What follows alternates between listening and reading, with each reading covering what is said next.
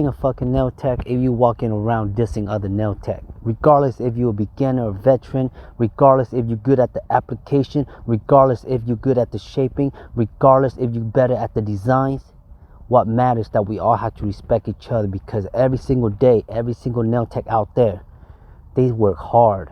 They sit in long hours. They bend over backwards. They wrists hurt. They hungry. They thirsty. Their eyes are hurting from staring at these little tiny dots. Their hands are shaking because they haven't eaten anything all day.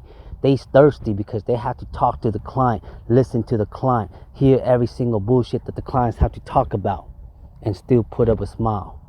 That is why we as nail technicians have to respect each other and the job that we do. It's not about the design. It's not about the application. It's not about how well you shape, but it's how you hustle this industry and how you overcome this industry when the odds is all against you.